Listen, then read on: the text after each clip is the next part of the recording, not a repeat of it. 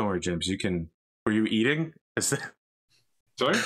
I don't know. You said sure, but it sounded like maybe you were eating. So I wasn't looking at my mind. No, I'm good. I'm good. Friends, this is Warhammer 40K Rogue Trader Strings of Fate, Season 3, Episode 11, Sacrifice. As you know, my Australian cast members, or British turned Australian expat, or still pet, I don't really know the situation there, were offended. It's when I literally did a just spoken Australian word. expat. When I did a no, I'm talking about James. He's from Britain. No, I was born here. But I thought you were there. from Britain for some reason. No, I was born here, but I lived there for a while. All right, never mind. These Australians, what can you my do with them? You never know where they are in the world. It's like Carmen San Diego. Arthur, that's exactly like me saying, "Hey, man, where do you keep your 10-gallon hat?" You know, like. I'm getting to it, Dave. Jesus. I will now do a random excerpt, spoken word from the American recent anthem. This is America. Don't catch you slipping now. Look how I'm living now. That doesn't sound like WAP. Police be tripping now. Yeah, this is America. Guns in my area. I got a strap. Recent. I gotta carry is a them. strong word. This is America? Are you fucking kidding me? It's a couple of years old. It's a couple of years old. 2 years? It's 2018. It's iconic. It's 2021. That's 3 years old. Oh my god. So we're saying calling this more recent than the fucking American national anthem is an outrage? What do we got, like 100 years on them? Hey man, remember when the Apple iPhone first came out? That was pretty recent, right? Jesus Christ. Yeah. What the...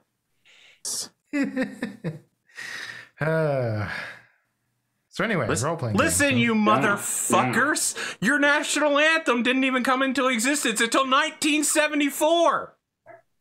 According to Google. What's your point? According to Google.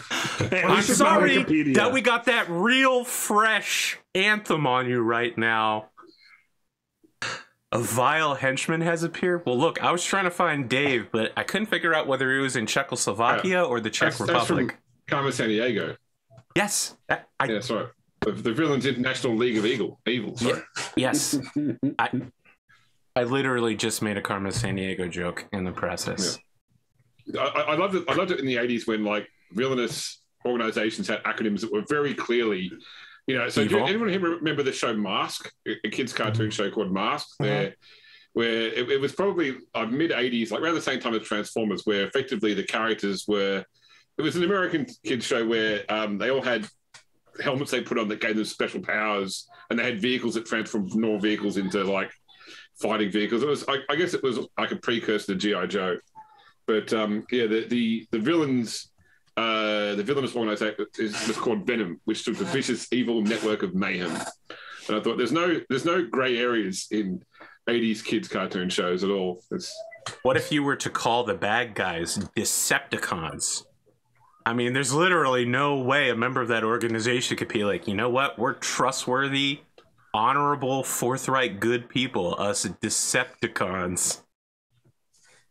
Look, it's a way of storytelling that's very similar to when you start off by having the bad guy kill a dog. All right? It lets you establish early who the bad guys are and how bad they are at naming things. Like I'm pretty sure John Wick, everybody was the bad guy. I've never seen any of the John Wick movies. I cannot comment. Really? Sorry. Yeah. That's a shame. Oof. Yeah. I figure Google random facts about the Australian anthem, but you haven't seen a John Wick. It's not that random. It was a specific fact that I needed to refute your 2018 not being modern enough. Jesus, we still keep coming back to it. There's at least 5 years that happened between there, just in the last 2 years. They made they made at least 2 John Wick movies in between that point and now. So, you know, that's how recent that shit is. Audience, this is America. Don't catch you slipping up. All right. So depressing when I come here and I mention like stuff from my childhood and all I get is like 4 blank faces. Thank you for Henley for knowing what I was talking about when I mentioned that. It's just like, Nope. Sorry, James. All right, James. Captain Kangaroo. Bonsai Bob? What did they have when you were a kid? Pogs, maybe? No? Yeah, I remember Pogs. Marbles? Jumping jacks? Checkers? Have they invented chess yet? You're getting real close to being a dickhead. Man, do you remember that game Stick and Wheel? My God. Hey, yo-yos were popular when I was in like junior school. Yo-yos were still popular in the 90s, man. You remember Yo-Yo Trick Masters? But they were all yo-yos with soft drink brands like Coke and Fanta. Were on the side of them. Yeah, no. The Zoomers. I know they exist on this channel because they vibe with me. Okay, Zoomy friend. I can't even say it without laughing. I really reach to the youth culture. Yo-yo masters were guys who traveled the country performing yo-yo tricks on like CBS, on like The Morning Show, Good Morning America. Professionally would go to places and perform yo-yo tricks until news reporters showed up and were like, wow, that's really impressive how you swung that pendulum-like object. Wow, you're so great. Look it up. It's real. It really happened. Yeah. It's like no. Let me relate it to the Zoomers, right? It's like fidget spinners. Is that too old? If fidget spinners were on a string. And actually required no, they know what a yo-yo is. Oh, I'm sorry. I don't know. Zoomers, do you know what a yo-yo is? I don't know anymore. They do now. I'm starting to question. All right, just go, Pondo. Hi. I really don't have anything this week for anybody. It's been a dull week. It's been dead. That's about all I got. I think sleep depravity is kind of kicking in. That's the thing. Oh, Joy, I thought you were handling it, man. Come on, don't tell me that shit now. I never said I was handling it. See, he's coming out of the section where all they do is eat, sleep, and poop. Liz, there's one thing I have usually. It's a good poker face. I can hide stuff pretty well. You don't handle it, Dave. You just become numb eventually. Yeah, that's what it feels like. We recently had birthing classes, right? And yeah, did you do it? No, we weren't aware they were a thing. Yeah, I went to birthing classes and it offered no value of any type to the actual experience. But just to be clear, if you don't know about birthing classes, your fucking health sciences education failed you so bad. I mean, it wasn't. So we actually had a lady come to our house and like just sit with us and like explain everything and sort of walk through all of our stuff and whatnot and how to use it. So it was actually like almost like birthing classes tutoring almost. It was vastly more educational than I expected it to be. But the one thing that I was in my head being like, oh yeah, man, we'll just pump, right? And then I'll let my wife sleep while I can feed the baby. And she was like, no, don't do that, because it tricks the brain to like overstimulate the milk production, and it adds to a whole lot of problems and shit like that. So don't do it. And I was like, God damn, there's so much there was so many interesting things that came out of that. And I'm actually surprised you didn't do it, Pondo. That's crazy. It's a matter of our doctors not telling us that there's classes that we should take. Of course I wouldn't tell you that. My experience of birthing classes was that they went through all that, how to support your wife during labor. Like, here's how to hold her, here's how to, you can massage her, that's the stuff we're going. My actual experience in actual labor was the nurse is saying, go stand over there, you're getting in the way. We'll handle this. But we'll let you know when there's a baby. Yeah. That wasn't the case for me. It was more so Cotton was apologizing to him the entire time, which was bizarre. My wife's major question that she had was like, will I poop when I'm doing this? That was the only question she really had. That's more of a fair question than you can realize. And she was like, it's going to be so embarrassing. And everyone's like, no, don't worry about it. And then she had to explain how it works.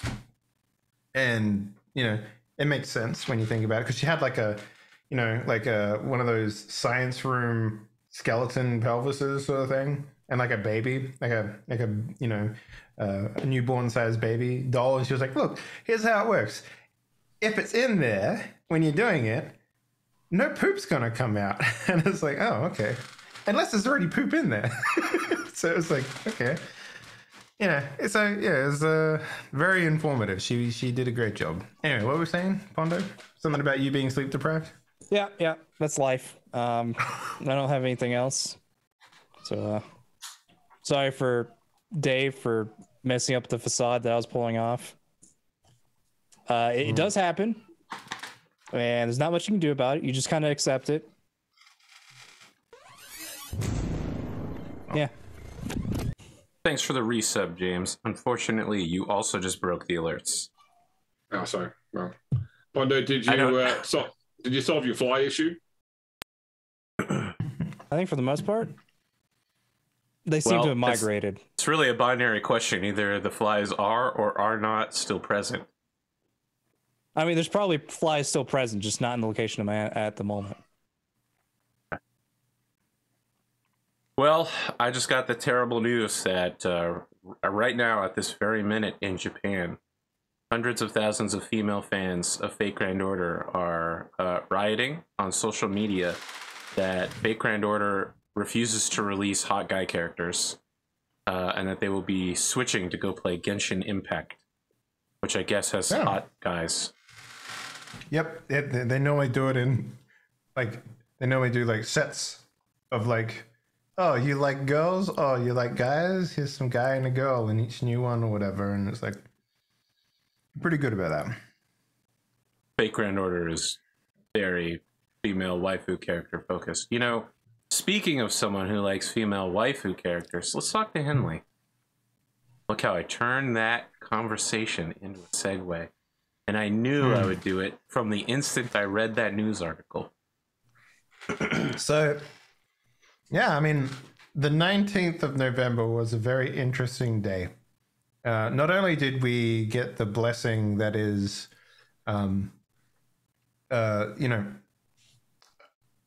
what's it? The Wheel of Time TV show. We also got the Cowboy Bebop TV show as well. And I've watched a bit of both. I've watched 3 episodes of Wheel of Time, which is all they have at the moment.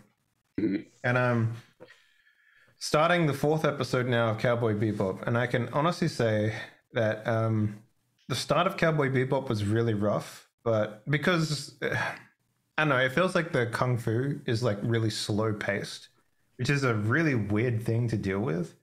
Like, I'm sure in real life that's what kung fu is like, right? But I don't know, in Hollywood, stylized or whatever, you kind of want your shit to go fast, right? Well, like a Jackie Chan. But I've been actually rewatching the anime, and it was actually pretty slow paced too. So. Oh really? Okay, maybe I should rewatch it then. It's a little bit slower than what you think it would be. I don't know. Maybe that's why they intentionally did it, but I don't know. The cinematography in that show is like fantastic. They use a lot of really interesting environments and lighting effects and all that sort of stuff to play everything correctly. But you know, they've made some choices so far that I'm not entirely comfortable with, like removing an entire character from the show. At least so far, I haven't seen that particular character yet. But who knows? Maybe they'll add something in later. But I don't know. I mean, the show's pretty good. Wheel of Time, on the other hand, was very fascinating. They did a really interesting job with that so far. So it kind of has a really sort of Lord of the Rings kind of vibe to it, which is you know what? That's good because yeah. It's fucking rough imagining the Lord of the Rings movie being remade in the modern day. You know, as a TV show. Yeah. Did you know? I mean, almost certainly it's going to end up with that Disney style Avengers quipping everywhere. You know, the Star Wars pause for jokes. You know what I mean? They don't really do that with the Wheel of Time, though. Like, it's actually... That's not what I'm saying. I'm saying this is good because it's tough to make the classic Lord of the Rings style cinematography in the modern day. Audiences are thirsty for those Avenger team-ups, and that's fine for a lot of things, but not for that source material, okay? Yeah, so this one, I mean, the show is very, like, methodical, I would say. And they leave a lot of I've only watched open. most of the first episode. I fell asleep for the last 10 minutes, but that's not because of the show, it's because I was fucking tired that day. Okay. But, I was going to say, what a great condemnation. But I found the production style to be very similar to The Witcher.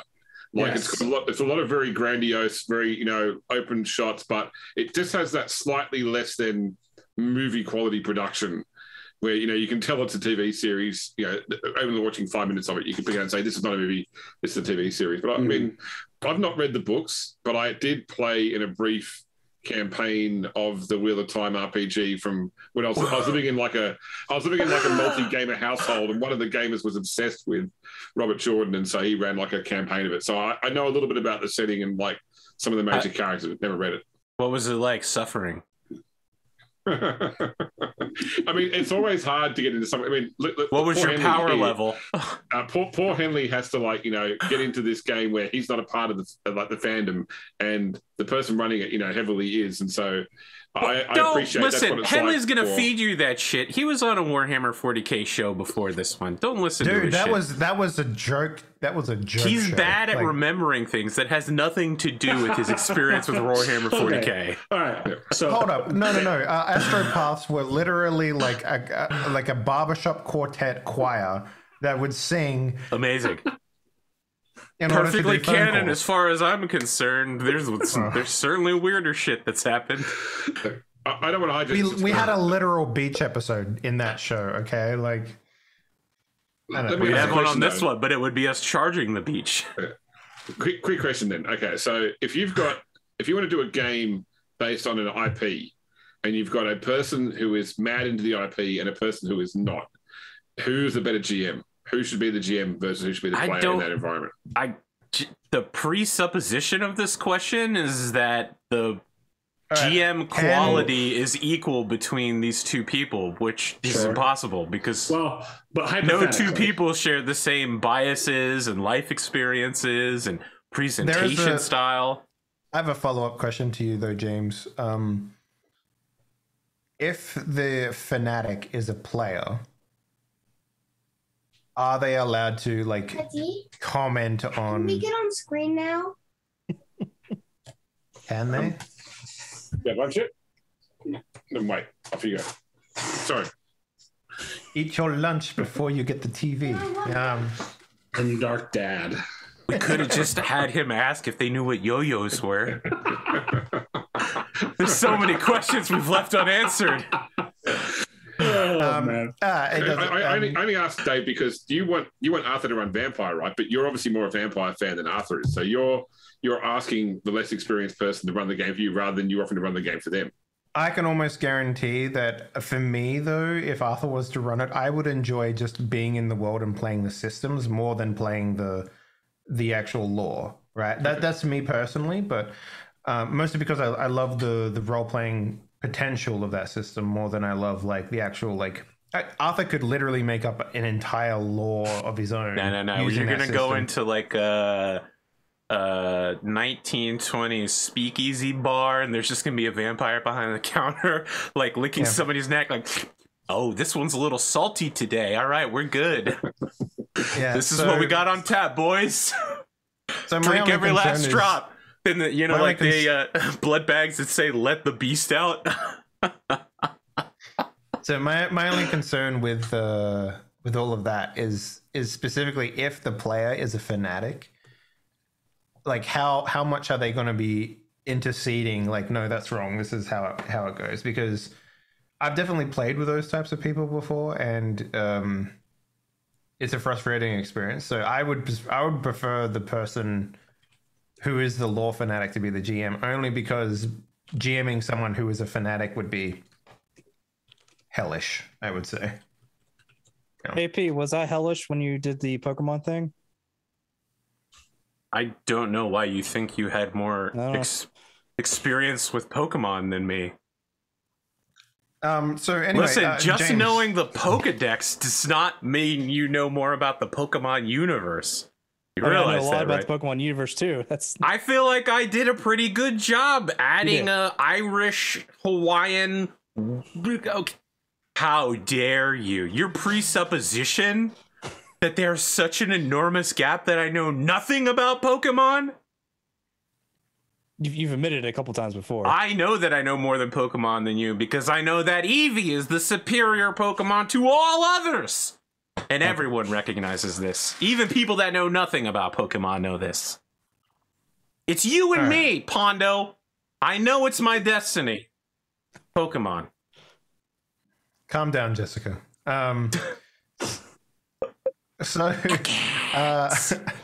Actually, James, to answer to sort of, you mentioned something about watching the first episode, and I was actually reading something really, really interesting the other day about how the Netflix style of creating a TV show, or like, you know, the miniseries thing versus, say, watching a movie, kind of is changing the way that cinema is made.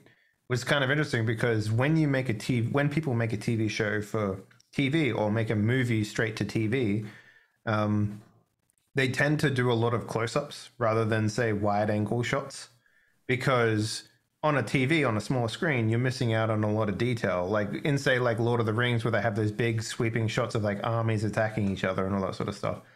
They don't do that for TV shows because they wouldn't be able to get the same sort of presentation that it would be on a cinematic release, right? So I do agree with the idea that the Wheel of Time is sort of like, it's a made-for-TV special almost, right? Like that's kind of what it feels like. But like at the same time, I think it's because of the reason. How why can I you think have Game an of Thrones- 8-episode-long made-for-TV special? It's not a Hallmark movie. Nothing. I was really hoping for a laugh on that one. I mean, they're doing that with fucking Guardians of the Galaxy this year for Marvel. So no, they're doing a holiday special movie, and then they're doing Guardians of the Galaxy 3, right? What are you talking about? they're doing a Disney Plus Guardians of the Galaxy Christmas special. Are they? Yeah, but it's not like 8 episodes. It was always planned to be a movie release. Well, but you know what I mean. It's the same thing. Anyway, go watch Wheel of Time. I'm having fun with, like, a lot of people are calling the Cowboy Bebop show Cowboy B-Flop. For whatever reason. I don't know. I'm having fun with it, at least, anyway. So I've heard differing opinions about Cowboy Bebop. As long as they keep the soundtrack, you could still put garbage on, and it would be great. The soundtrack is fucking jamming, man. Like I'm actually not going to listen. My instinct was, oh shit, I'm going to look up the soundtrack now. But if I do that, I'll probably spoil some of the TV show for me. So I'm not going to do that. I'm going to finish. No, you'll be okay. You just need to look up Tank. It's not just Tank though. They. All right, you're right. It does have a pretty good jazz. All right, next segue. Here we go. I got this one written down on a card. You ready? Can I ask a quick question first? All right, go ahead. Do you guys have Aldi in the US?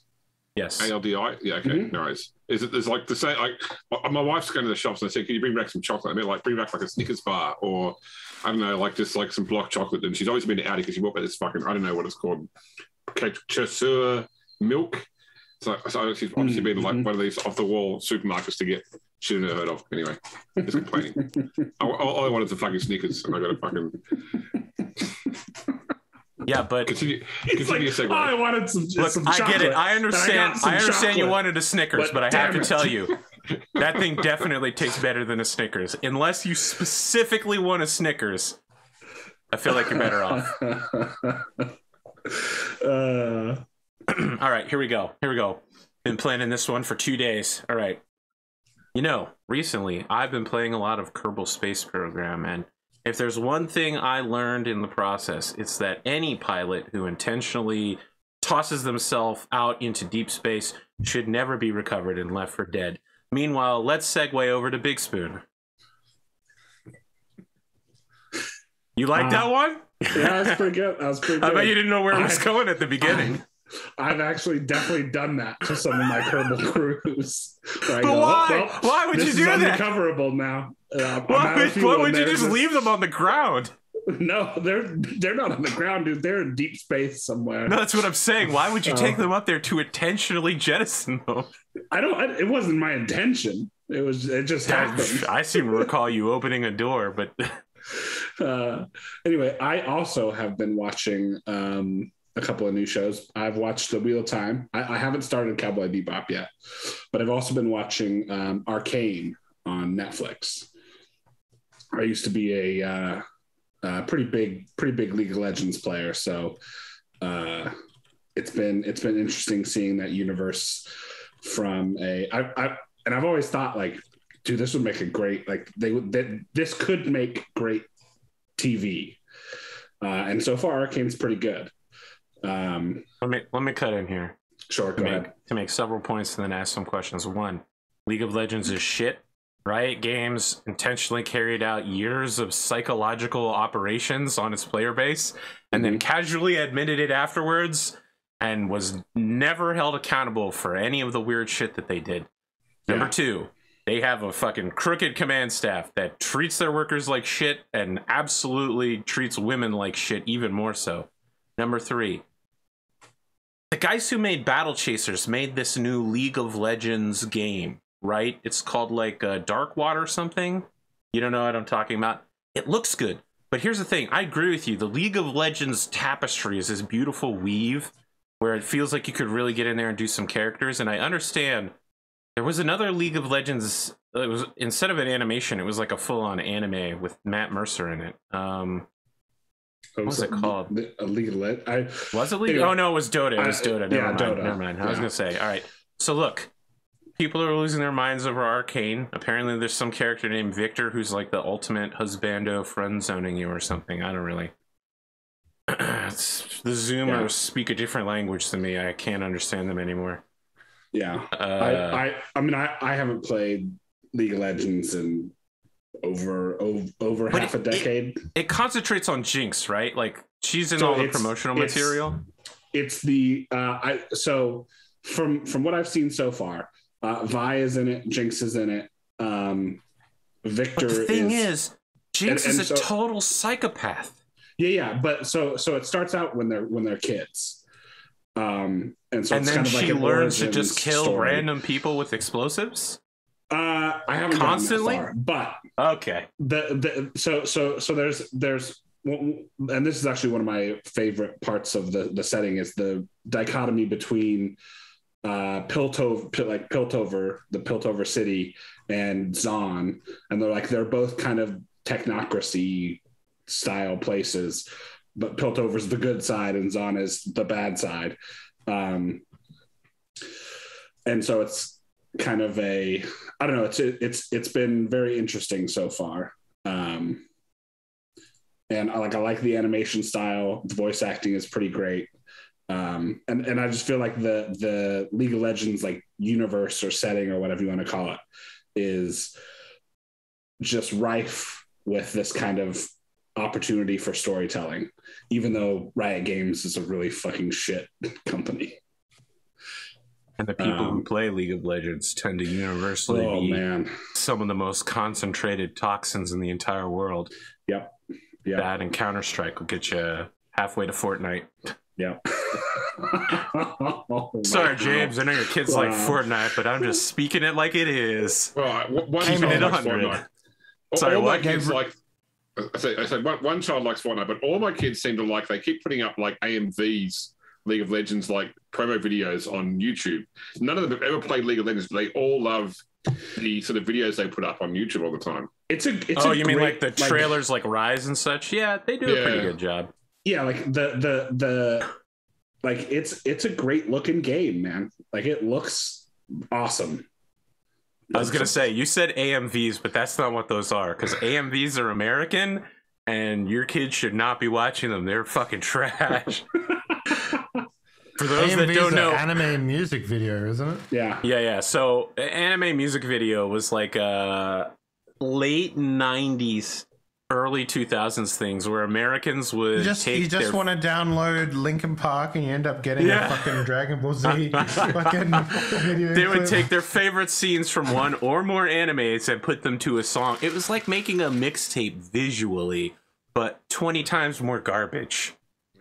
And then the anime creators have started doing it themselves. In like Initial D was pretty much just like Kansai Drifter. If you watch any Initial D video on YouTube, I can't tell whether it's like from the anime or people that just put it together for their own music, their own Eurobeat. I'm strongly considering tormenting myself by watching the entirety of Initial D, James, just to prepare for Gran Turismo. I actually read through Initial D a couple months back, and man, that shit gets real boring real quick. Androchiron. So I pirated Initial D when it was not when it first came out, but like I my first exposure to it was playing it in an arcade, and I thought, there's an anime behind this. I'll download that through whatever it was at the time, BitTorrent. And the version I had was a dub. No, it was a sub. It was a sub.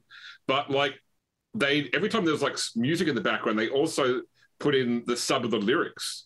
So half the time you couldn't tell, am I reading the background lyrics or am I reading what the character is saying? You got to get the thing where you change the text color for the lyrics. Yeah, and then also whenever there was like a car on the screen, it would pop up with like facts about the car on the screen.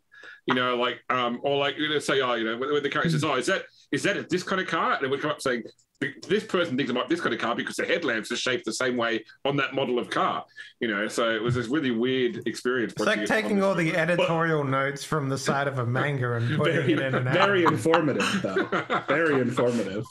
Listen, I'm going to be 100% with you. We lost something during the age of people doing home subtitles. Because nowadays, you don't get the music subtitle. That used to be a thing that happened when people just did it in their garage. They would do the subtitles. But now, because the songs are almost always owned by the parent corporation and they don't have the license on like Crunchyroll or Funimation to do the subtitle for it, you're just listening to a ton of random gibberish you can't understand unless you understand Japanese, in which case you're still normally listening to random gibberish, since most anime songs are just words strung together to sound good. I listen, it's gotten a lot better in like the last 10 years, but originally anime songs were like fire in the sky, starlight eyes, super punch. All right, if you don't believe me, go back and watch some of that old shit. Let's Fighting Love. Let's Fighting really? Love. Jesus. Man. I still haven't seen that episode. Okay. So I was going to ask you this during your intro, Dave, but have you read the books, the Wheel of Time books, to circle back around? So I read them when I was like fucking 12. Okay, yeah. So, I don't know that 12-year-olds should be reading time. Wheel of Time beyond like the first 2 books. So you got to understand about me, like I was pretty much like the black sheep of the family. I actually had a job in a library. So I sat down and read fucking tons of books when I was growing up. I can't remember anything about the Wheel of Time books though. Like it's like a fucking black hole in my memory because I started watching the show. Yeah. And I was like, okay, I recognize some of these names. And all of a sudden I was just like, oh yeah, this is a powerful woman. And I'm just like, why don't I remember this? Like, this is so... Yeah. What's your question, Spoon? No, I was just gonna see if anybody had read the books and what their opinion on them was. The books? I got an opinion for you right here. Yeah, but have you read them? The Wheel of Time books? Yeah. Yes, I've read all the Wheel. Okay. I've discussed at length Wheel of Time on Discord several times. Sure. Okay, go ahead. You're gonna tell me it was ended by Sanderson. You're gonna tell me I'm not gonna read some Sanderson books? What are you crazy? I read the fucking Arithmetist. All right. Yeah, I was literally about to say because Sanderson is taking over, Arthur has read them, guaranteed. I started Wheel of Time long before Sanderson was even writing. Well, yeah, you would have had to. So this is how I imagine it going. Arthur's like reading. It's like, okay, I'm gonna drop this. This is boring. And then like that's total the bullshit. author dies, and then Brendan Sanderson starts writing the final books and stuff, and Arthur's like, oh my god, Brendan Sanderson. Oh, let me start these books again. The amount of opinions I could share about Wheel of Time would take longer than the 2 hours we've allotted for this episode, and we've already burned through 35 of them. That's true. So let me just cut the delta V, and I'll give you a few quick facts.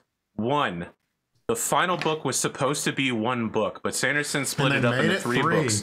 And you know what? That's fine. That material fit all of that, but at the time, I was fucking pissed. Oh my god. Number 2. Robert Jordan basically turns most of the middle books and then some towards the end into like a weird sex thing. There's like, you know about the I forget what they're called. It's normally just called the rod, but you know, the thing that when you, or oath rod maybe, binding rod, you make an oath on it.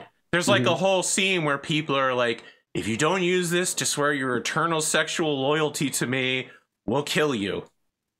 End of story. And I was like, what the fuck? Anything involving Grendel and Moghedian is definitely going to be like, all right, boobs, boobs, boobs the whole time. Number 3, as you might have suspected from everything I just said in number 2, this book is like a weirdest gender studies ever. Everybody's constantly like, well, he's a man, so he would do that. Or she's a woman, so I don't know if we should do this. But it's like professional wrestling. This is the 4th and final. When Wheel of Time is good, it's fucking amazing. And when it sucks, you are suffering horribly. Just waiting until they get to WrestleMania, okay? I just want to get to the end and bail fire this and bail fire that. Just start killing 800 characters. Just get that army out of the way, okay? Yeah. Listen, how could you suspect that I haven't read Wheel of Time when a literal move that I think your character has is called Horn of Valir from fucking Solaris Knights? True. That's right. Are you kidding me? I should have known. But no, I agree pretty wholeheartedly with most of your Listen, points. I'm gonna give myself a heart attack. That's how upset I am about this. How dare you accuse me of not reading Wheel of Time?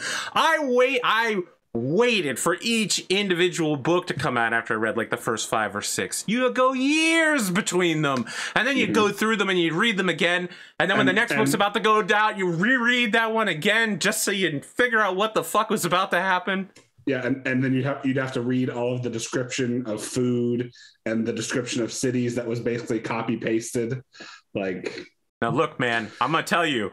At some point, Robert Jordan was like, Dragon Ball Z sounds good. We're going to include power levels in Wheel of Time. And that, when they started rating Magic Casters, when they started rating the Sedai by power level, you've reached the worst arc. You're at like Knife of Dreams, probably. Yeah. So like books like 5 through like 9, 8. Yeah, I was gonna say 8 or 9 were pretty fucking terrible. Like there wasn't a lot to redeem that part of the series, but like you said, when it's good, it's really fucking good. The end was incredible. The end was really, really good. Even if it was like the last few scenes were total fucking bullshit. And I scream every time I read them because I know that wasn't Sanderson. Robert Jordan wrote that shit down and I went, fuck you, dude. Yeah. Oh my god. All right. When Arthur unveiled his anime waifu folder on the stream one time, I've done that like 4 times, bro. He didn't get nearly as heated as someone saying that. Well, you didn't know about Wheel of Time? That's the secret. The anime waifu folder, though, I didn't get heated at all. I mean, that's just, it's JPEGs on my computer you guys saw. Like, what do I give a shit? What are you doing? You go, right, hey, Arthur, you don't know anything about this, right? About a topic that he knows a shitload about. That'll get him every time. James, if last night's event were proof of anything, that is true. I am always heated. Next, tell me how much I don't know about BattleTech, or maybe question my Star Wars knowledge. Yeah. That's pretty much it for me. All right, That's fine. a secret he's All right. All right, James, what do you got for us? Not much. It's my daughter's birthday today, so that's why we have a slightly foreshortened show. I just couldn't leave that cliffhanger for 2 weeks, and I said to my wife, sorry, I need to do a shorter show, even though we've got birthday stuff to do. That makes me feel bad because we go like a month between Endosteel episodes. Yeah, well, I mean, I already know I can't do the weekend of the 4th because I'm going to be going to my holiday home. I don't know how bad the internet is there. Maybe I could do it there. I don't know. I'm probably in trouble though. All right, let me get that on the schedule here. Weekend of the 4th, no Rogue Trader. Yeah. See, and make sure that I get these games in while I can. Sure. Listen, don't worry. We're getting into silly season. I was going to say, Christmas is coming up. We're going to miss like 3 or 4 episodes in a row. Yeah, at least. Not only that, I'm having a kid, so it'll be like 3-4 episodes, and it'll be like 3-4 episodes. Then you'll be like Pondo. Yeah, we know. You'll get there. Yeah. What's it like chasing your future ghost? You know what I mean? You're seeing how you yourself are going to evolve. I don't know. Me and Pondo have a pretty similar beard. I think mine's a little thicker in places. What the fuck? Yeah, we're pretty that's close, what I was talking about. Yeah. Like if Pondo is much taller than you. Don't worry about it. You've never met me, bro. I've heard from Virgil that you're short, and I've heard from Cotton that Pondo is tall as fuck. He's like 6'3" or something. Isn't crazy. Virgil like 6? Virgil is enormous. Yeah, I mean, Virgil is like a skinny version of the Mountain.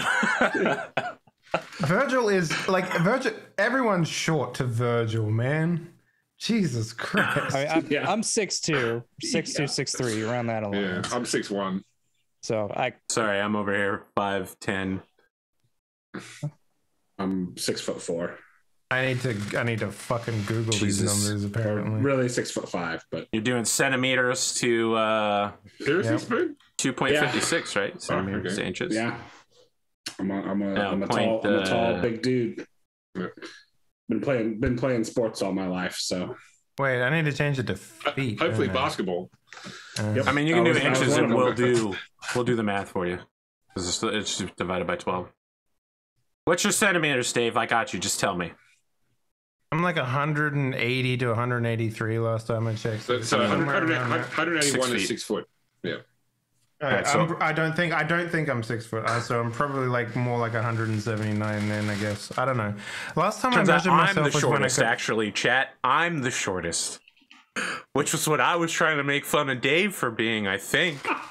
No, I didn't make fun of Dave for being short. That would be weird for me to make fun of. I said he was shorter than Pondo, which is still true. It works well because your head's lowest in your camera setup as well. So. Well, that's only because I don't want people going below this, line here. Plus, I like to hide down here so I can like eat something while no one. Because if he's short, if he saw was on his shirt, it'd just be all the waifu shirts that he has. Right? I assure you, I have 0 waifu shirts. There are people that are like, you should get a Daki Makara, and I'm like, of what? Nothing. Fake granddaughter, more like. I don't buy anime merch. I'm sorry, I don't buy anybody's merch. Anime streetwear. I don't care. Anime streetwear. You think I got drip, bro? I wear all black. Yeah, that's pretty anime. What are you talking about? What the name one anime character besides Kirito who wears all black. The guy from Darker Than Black. Yeah. I don't know what Darker Than Black is. You're setting yourself up for failure. Yeah. Who's the demon from Death Note? What's his name again? Yeah. I don't. He has wings. How am I going to dress like him? He's also in Spider-Man, right? Yeah. He's in Spider-Man. What the fuck? The kid from Hiei from Yu Yu Hakusho wears all black. Yu Yu Hakusho. Listen, if you got to be throwing me heaters from the fucking early 90s, you need to get out of here, son. Literally every Shinigami from Bleach. I just said all black. They literally wear white Haoris underneath their black outfits. Not all of them. Name one. Name one. All of them do. Every single one, motherfucker. They got white ropes. They got... Listen, they do not... when I say all black, guys, I mean all black from my socks to my shoes to my clothes. There is not a single iota of color that leaches from these clothings. All right? Arthur all Perkins black literally everything. said to like us, the song. "Hey guys, you like shonen protagonists? Then name every single one. You know, like, And their blood type. You like dragons? Name 5. Tiamat, that was on me. Put the bar too low. James, let's get the fuck back to you. That's I don't know where we're just spiraling out of control. I'm good, mate. Clip it there. All right, we'll clip it there. We'll clip it there. All right. What's the time? All right, here we go. We're good. You go ahead. All right. Previously on Rogue Trader, Strings of Fate, the Hand arrives at the tranche system to take delivery of the Hulk of the Heart of Majesty and their new space station. Returning to the Maw, the ships of the Cowles fleet pass through the Jericho Warp Gate bound for Watch Fortress Eriok. Meeting with the senior Death Watch members, the group is briefed on how to collect an artifact from the mysterious Omega Vault. The crew retrieves a strange device from the vault, which later turns out to be a hibernation pod for a Genestealer Patriarch. After opening a door within the vault with his name on it, Adrian Thorne is dragged into a black expanse where he comes face to face with himself. Thought for the day: know your destination before you set out.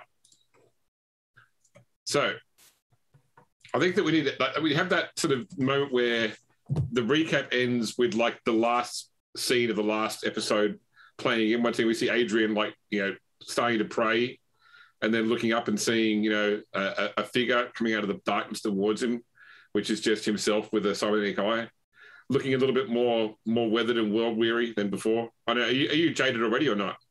I am. I'm pretty sure I'm jaded. Okay. If there's more jaded as a trait, this version of Adrian's definitely got more jaded. All right. Yeah. double jaded.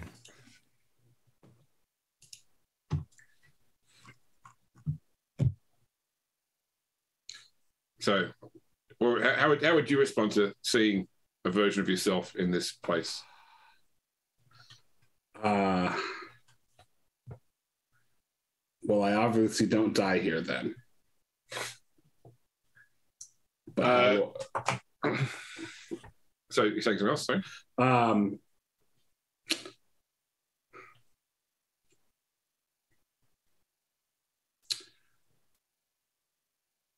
How do I escape this place? We'll get to that. This is and it indicates around. This is the blind tesseract. You've found your way into a back door, but you can't control it right now because you don't have the pattern or the talisman yet. But that's okay because we get those in not too distant future. Since you're here, I need to tell you a few things before you go. At this point, there's you get this ghostly voice, and you realize it's Androchiron's message being projected through. Perfect. And the other Adrian sort of looks off and says, Androchiron. Can you hear me?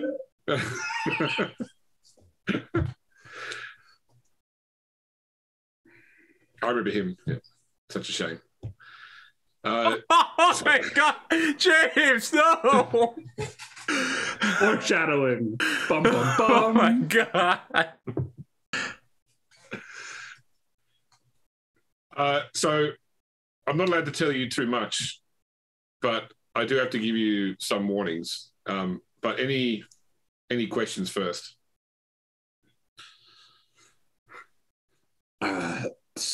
So many, but I don't know where to start. Can we trust Shrain? I can't tell you anything important. First question.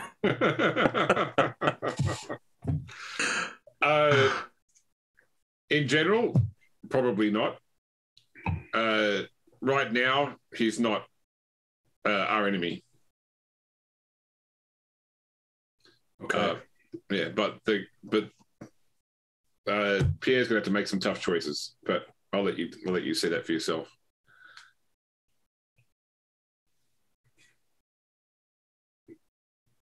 All right. But, what do you have to tell me? And then I think we can Yeah. So okay. So he's like, okay. So you know, listen well, and then we cut back to inside the Watch Fortress Ariok, outside the doors of the Omega Vault, where this pod has been revealed, and everyone's still talking through what this means. So you're still here with Captain Mortogale, the Tetrarchus, the Lord Militant, and the Inquisitor as well, Azega Carmelis.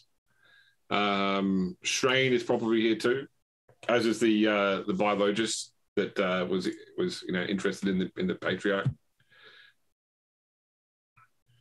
So at this point, the Inquisitor turns to the Watch Captains. I don't see the relevance of this thing. So if it will help them with whatever they need to do, then I think you should release it, Watch Captain. And he sort of looks your way. Does this make any sense to you, Lord Commodore? This creature? Somebody clearly put it in the vault rather than exterminate it. Oh, okay.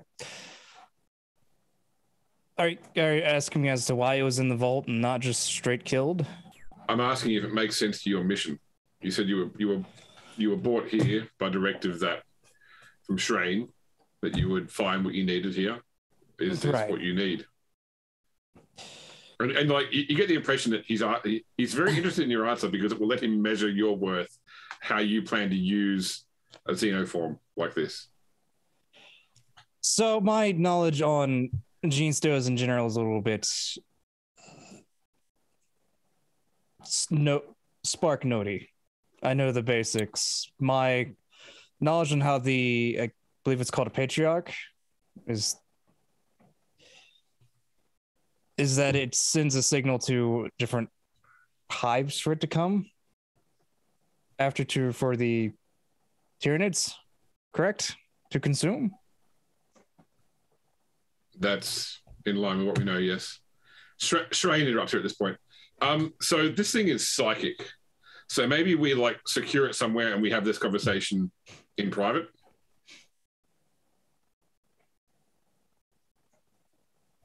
Can we have it loaded aboard your shuttle? Oh, Pierre, you should be aware that Androchiron is looking at you like a dog who wants to go outside. It's got something it wants to say here, but he's not going to interrupt the, 30 people so much higher above him in the orbit. I do agree that this thing should be somewhere else before we say anything other information, but I don't agree that it should not be watched at all times. I'll watch it. Any movement? If you have any other available brothers that could watch this thing, I have a sense Don could probably 1v1 it pretty well, but obviously the more the merrier. He'll send a squad with it to your shuttle along with Dawn. I imagine there'll be a very uncomfortable staring montage where everyone just sits there quietly watching this. Well, that's what Space Marines do, don't they? They just stare at things until they're dead. Is that not my understanding? Oh, okay. I guess we're going to the super special meeting room. Yep. I can't remember what it was called, but the Chamber of the Watch. Yes. Okay. Okay. So Dawn, a group of Space Marines turn up and travel with you to the shuttle. So once again, remember how this vessel had shutters. They're sort of closed, so you don't have to look at the Patriarch. And Androchiron, you can also tell that when those shutters are closed, it does dull its psychic signal somewhat. Do you give Androchiron the chance to talk and say his piece at any point, Pondo, or it's too dangerous? Sure, he can say his piece. Lord Captain, you have only one choice. The xenoform must be destroyed. It calls to others. It is infectious and parasitic. It will bring death. Death that we cannot control.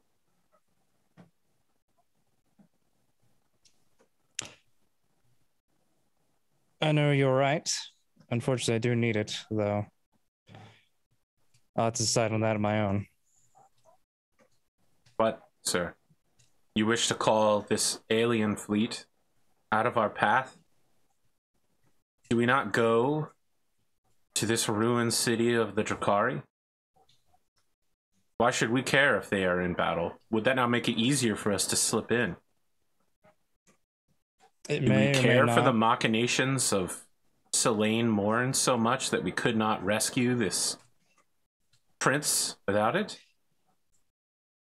It's more of getting caught in the chaos while trying to either get there or trying We will to be get caught what we in need. chaos one way or another. The land of the Drakari is filled with soulless terror and torment. Yes, but one is that we know of, the other is our unknown. I don't know enough about the Tyranids to rightfully know if we'd be okay with trying to fight two different armies at once. Rather keep it to one as possible. I would prefer to fight neither army and slip past them. But you are the Lord Captain. If you want to fight an entire army by yourself, I suppose that is your want. I'm As not you fighting know, an entire I army. long for the cold taste of death to end my eternal torment. Would you prefer I just put a bullet in you? I think he confuse just me, smiles when you say that. I am fairly deeply disturbed by your willingness to die. But yet I also understand why. I think I still was using the IV drip feed, wasn't I? The last Yeah. time? So I'm probably still holding on to my IV thing right now. Just looking at it and then looking back at you, reminding me of the immense torment of being but a small part of a psychic cog to fax machine things. Unless when you have to run out of the Omega Vault, you have to like rip out the catheter and also not the catheter. What do you call it? No. For the Omega Vault, I assumed I didn't go in with it. You know, I didn't want anything to slow me down, but I put it back in as soon as we got there. You know, right, did the little chalking to get the saline flowing again, and then yeah. Okay, all right. All right, so you guys reached the Chamber of the Watch for this conversation now with Shrain. I tried to do Lord of the Rings, but no one was going in for it. Which bit do you mean? What? Elrond says, you have only one choice. The ring must be as literally line for line, except I said xenoform. Okay. So, I'm sorry, I don't have the gravitas of Hugo Weaving, guys. My fucking apologies. Mr. Anderson. Okay, let's not that one. I hope he comes back for the new Matrix movie. Oh god, wouldn't that defeat the point of the first 3 Matrix movies though? Isn't it like a soft reboot or something? What I was don't the fucking point of know. the first 3 Matrix movies? So Keanu Reeves could do a something Jesus on capitalism. metaphor. Something on capitalism, and now the next one is. Hey, I'm look, pretty man, we got sure- Animatrix, okay? It was pretty good. Sure the fourth Matrix. Pretty sure it's about corporations rehashing old dated media. I'm pretty sure that's what it's a commentary on. Almost 100% that's what they're going for. All right. So Shrain starts this conversation off once the chamber is sealed. God. So we know that this world you need to go to is in the path of High Fleet Dagon, or at least the part of it that got through the Jericho Gate. And we know that the Patriarch can redirect them, but only to a world with significant biomass, a populated world. So we obviously don't want that fleet anywhere near the Koronus Expanse, near the Calixis sector. But there are worlds within the Koronus Expanse that we could potentially sacrifice to give yourselves a chance to get this figure you need. On that topic, I understand you have a number of colonies. Is there any that you would accept very reasonable recompense for to lose? fucking hate this guy right now, guys. All right. It's real easy to talk about sacrifice when it's somebody else you're sacrificing. Never been more deeply upset with Shrine. So, I don't know, Shrine. Would you be willing to join them? What if we just strapped him? Wouldn't we just put the two of them in it and then just kick him out into deep space and wait for something to happen? He doesn't have significant biomass to interest the floor fleet. And at this point, the captain is sort of like, well, why don't we just lure them somewhere and destroy the fleet? And it becomes a tactical argument over how big this fleet is and how much damage can actually be done. You know, the whole concept is that the only worlds that have ever survived a hive fleet invasion have been worlds defended by entire chapters of Space Marines. It's more a case of mitigating the damage.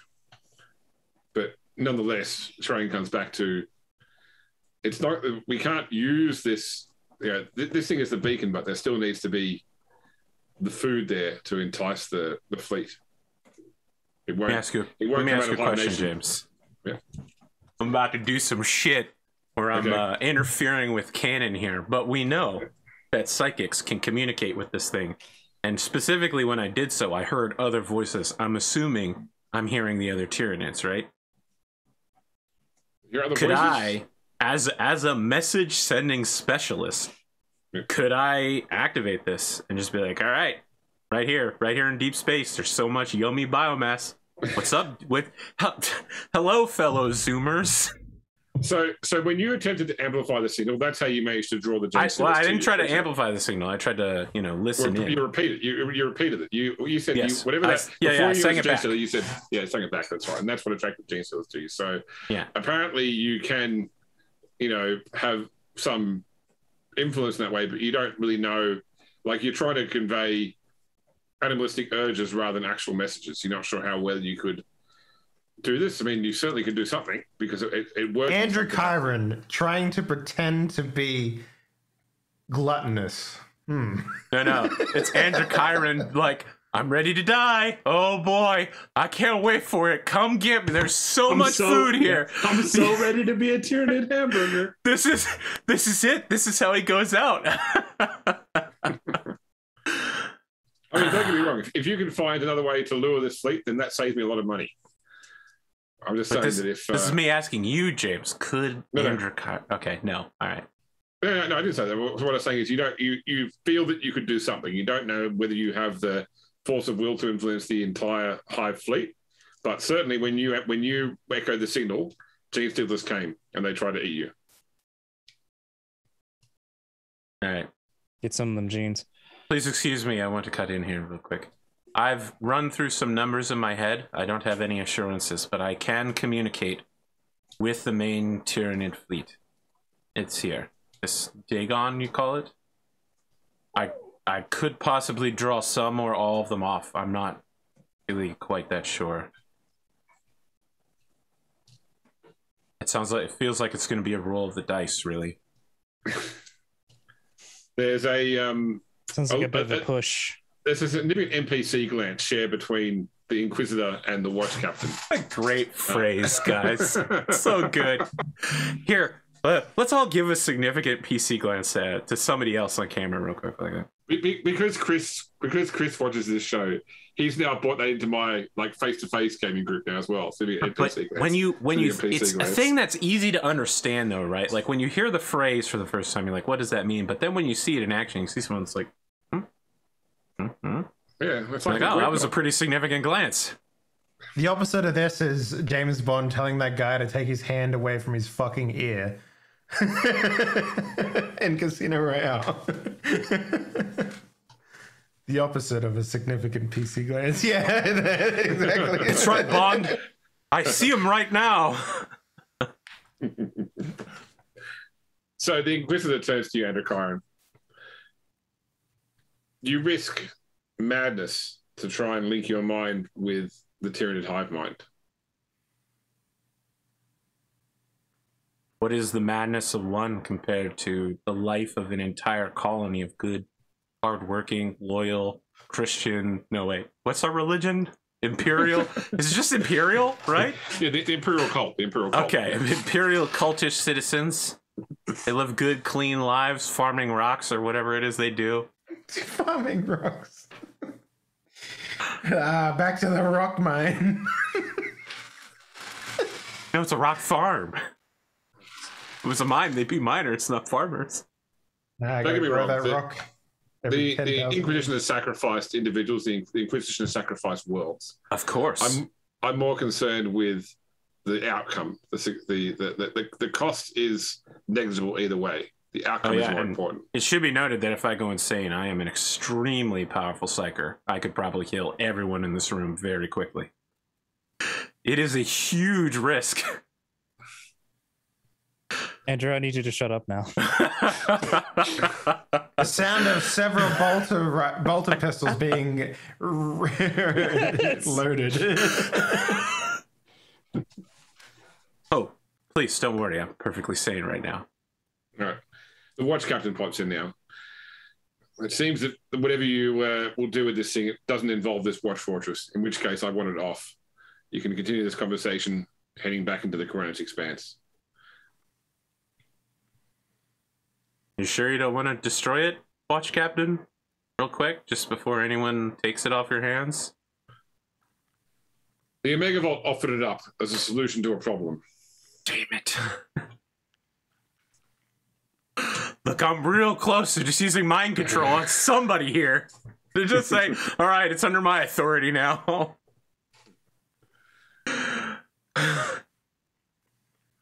Arthur's doing everything he can to throw this plot hook away. Come on, man. It's thousands of people. The Emperor has a plan. What that plan is at the moment, it's hard to say. It's probably not turn thousands of your own people into alien meat slaves. I mean, they're just going to become new Tyranids, right? Eventually, yeah. Essentially, their digestive cycle is not that long. Yeah, it takes days to take over a planet. Toxic, like toxic sludge or something that melts down and turns into biomass that they then consume to then create more stuff. Yeah. So, but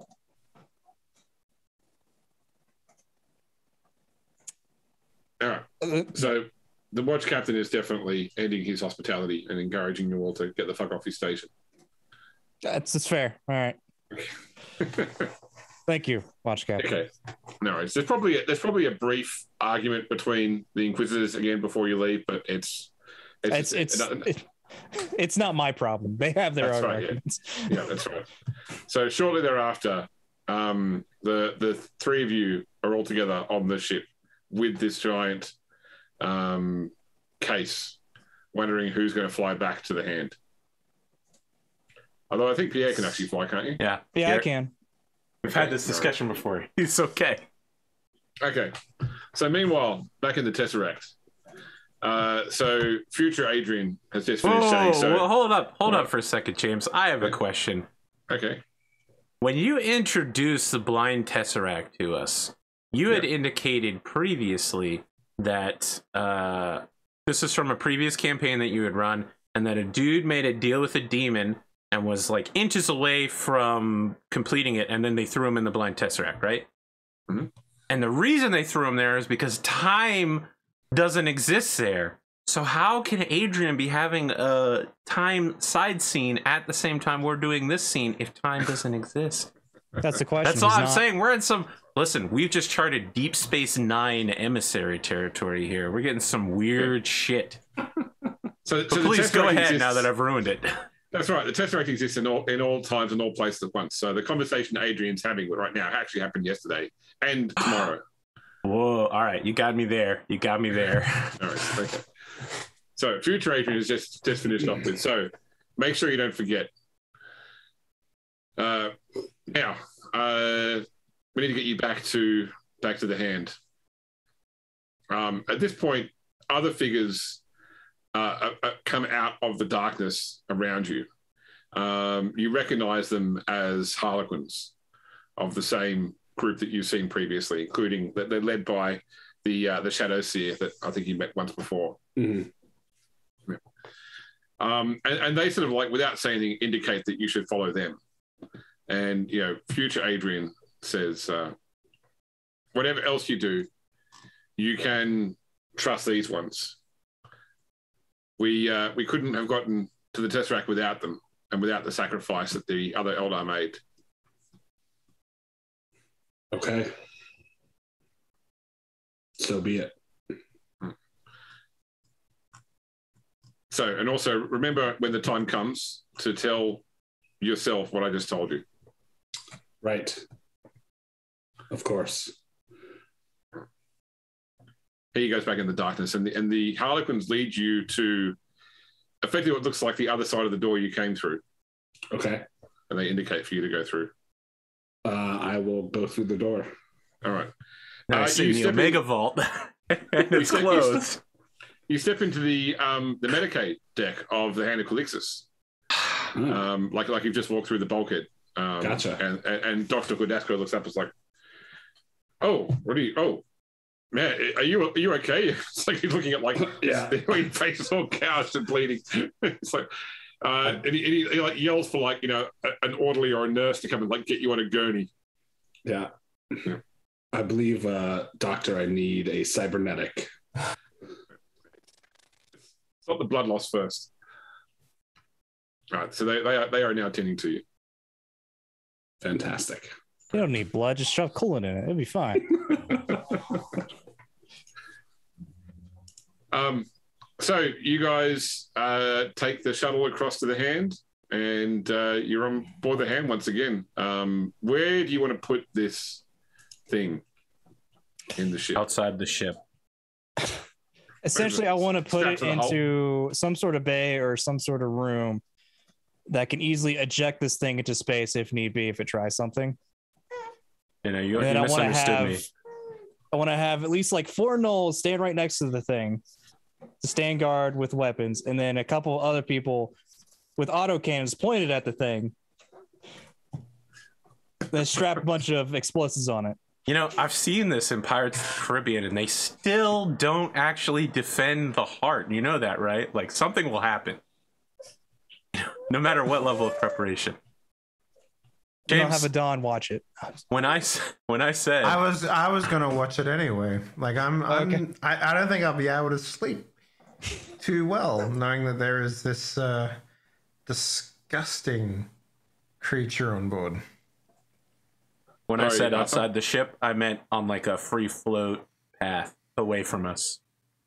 Oh, okay. I think you meant like strapped to this outside. No. I mean outside the ship in like we don't care. Okay. Okay, so once you're organizing this, Pierre, you do get like somebody gets you word that Adrian is in the Medicaid deck recovering from surgery.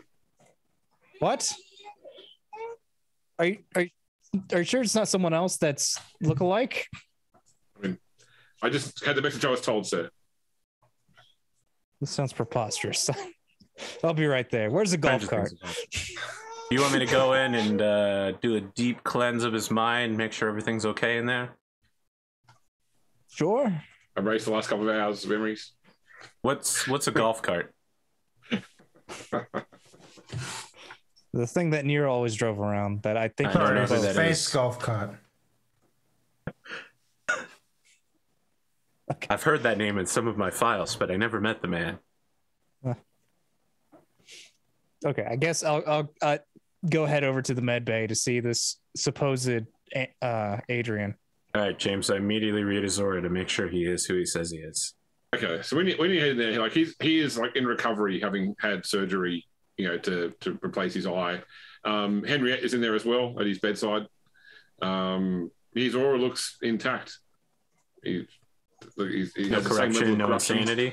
Well, I think you have corruption and insanity that you spoon. Yeah, but it's not a different amount, and he's not an alien or anything.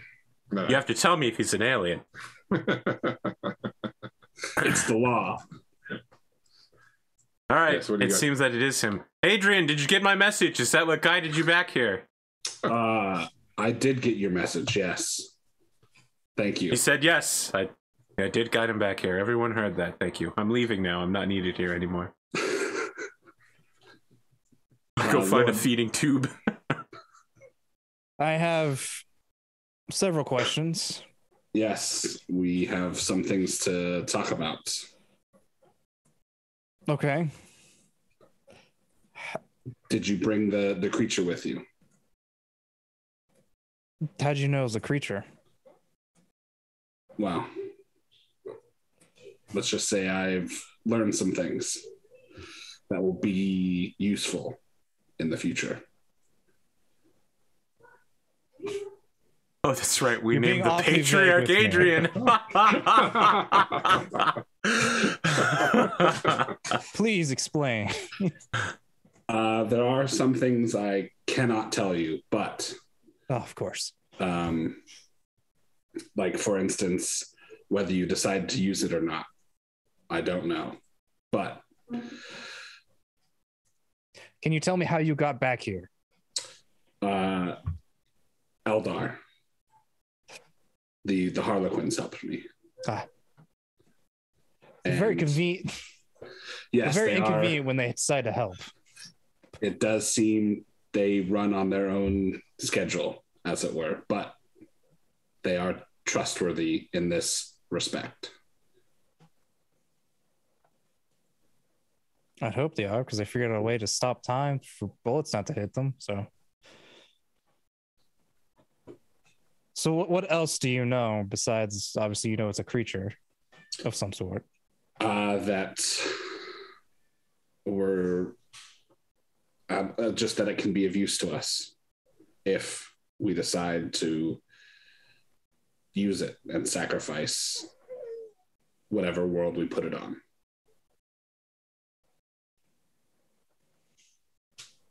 You make it sound like it's an easy decision. It is not my decision to make, Lord Commodore. Indeed. If you would like my advice, I would suggest we use it. Interesting. Compared to what the Blind Tesseract and the Tyrant Star can do to the Calixis sector, sacrificing a world to a splinter of a hive fleet is acceptable.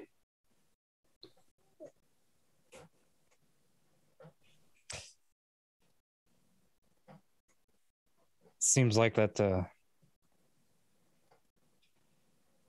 guess it seems like there's going to be blood on my hands one way or another. Then I'll have to put some thought into it.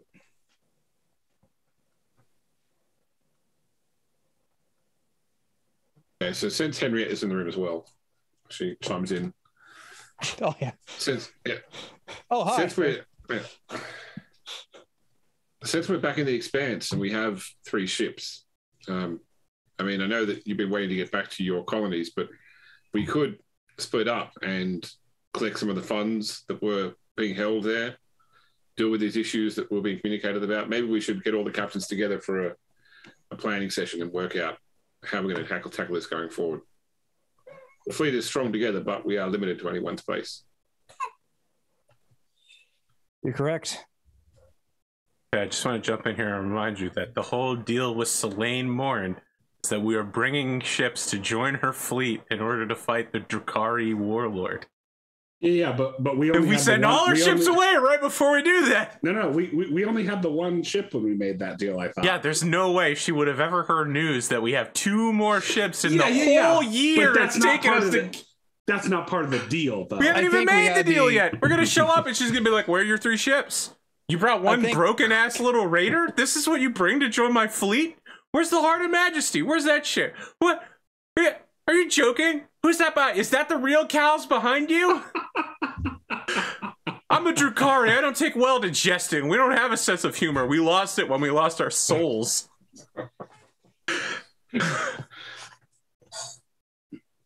That's a conversation that's really going to happen, Adrian. Word for word.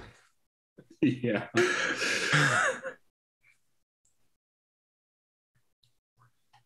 Well, first stop, regardless, is going to be Footfall. From there, we'll get a meeting together to discuss if we're going to split our forces a bit.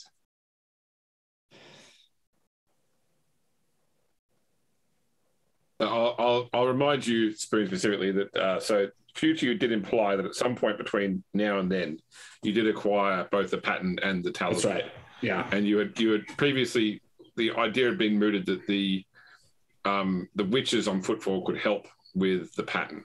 Mm-hmm. Okay. Yeah. Also, sir, don't forget that we still need the 2 other pieces. We're in the wrong part of space for that. We decided to come to. Oh my god. The pattern and the Talisman. Yeah, sorry. I was thinking like pendulum or it doesn't matter. Talisman. If we're stopping at Footfall, perhaps speaking to wasn't there an auction there run by these same witches? I thought we're on a time sensitive thing to try and get the lost. We've been on time sensitive things since season 2. It's all on the way. Yeah. Doors have closed in the past, so yeah. You know what they say: when one door closes, another one doesn't open, because that's not how doors work. They do if they're interlocked. But that's an interlock door. I would say that's not the same thing as a regular door.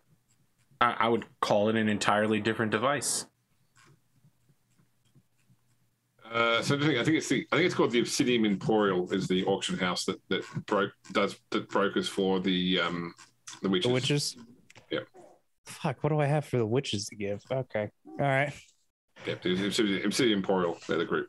10 kilograms of nuclear material fired at them from a long distance. It's literally chaos witches. Yeah, Vladimir Torkara is your contact on Footfall 2. He's a member of the Kazbalika. Oh, yeah. Yep, the Kazbalikers. We remember them well. And I have to talk to the Mechanicus at some point too, because I want to get that one guy killed for making me wait for 2 hours. Wow, that's a plot line we haven't talked about in a while. I keep bringing it up now and then. Don't worry. I mean, technically, Footfall would be on our way, right? Yeah, you've got to pass through Footfall to get to anywhere else in the Expanse. Yeah. That's what I was saying. So, do you accept Henriette's idea about getting all the captains together for a planning session? Yes, at Footfall. Okay. Well, I mean, talk about it. The idea was that because they're all here right now, so talk about it. Oh, okay. Yeah, bring them all together on one ship and discuss the next steps. I just figured they're still in their other ships. Oh, then you have shuttles. Okay. And a pilot again now. Oh yeah. I know, Adrian. My one good eye. So you just got messed up, but you want to get back to work? Now that he doesn't have depth perception, piloting is going to be a lot more difficult. How does Fury pilot the ship? Lots of turning.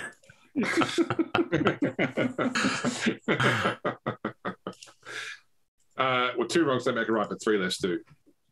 Wow. So presumably it's up. Sorry, go ahead. So I think I need to figure out where I want to split people. That's what I was getting at. I don't know yet. Okay. So presumably at some point in your strategium, you gather Dominique Armel and Talmain Sparrington, Henriette Insomnia. Alexander von Heppel joins as well. He's your factotum. He looks after all the colony affairs. Plus, your other 3 favorite people being Adrian, Dawn, and Androchiron obviously turn up. So Alexandra says, I know it's been a good 11 episodes. Sorry. But just to remind you where we're at with our colonies. So Footfall had sent word that they had discovered something that they would not talk about over astropathic communication, that you had to come straight away to see what they discovered. Solitude let us know that a imperial scholar, an ecclesiastical scholar, had turned up on World and had raised the faith of the people, and they were hoping that you might convince him to stay. That was a year ago, though. He might have left by now. Horfrost, they had discovered a cache of pre-imperial human technology that they have left unexplored until your arrival and perusal. They've also suffered some issues, though, with population during harsh winter. And finally, Outpost 31 we've lost contact with and haven't had any contact with now for about 9 months.